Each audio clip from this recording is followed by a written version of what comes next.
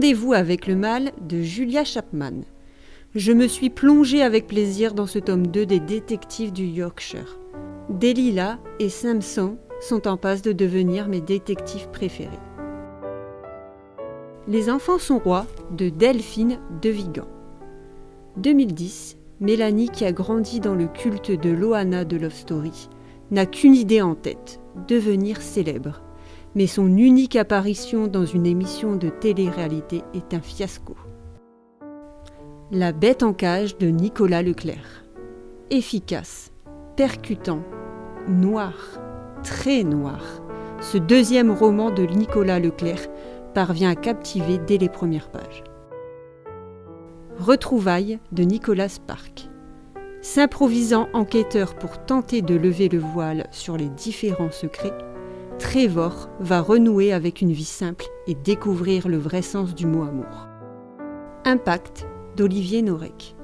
À peine 5 romans et Olivier Norek est devenu un des auteurs français les plus lus en France, mais aussi à l'étranger. Impact ne fera pas d'exception à la règle. Héros d'un jour de Daniel Steele. Une bonne lecture, rapide, douce et légère, avec néanmoins un sujet très important. Daniel Steele m'a surprise dans le bon sens du terme. La femme au manteau violet, Sabad Clarisse. Un joli roman entre présent et passé. 2018, Johanna apprend suite à un accident qu'elle risque la rupture d'anévrisme. L'opération qui pourrait la sauver présente des risques.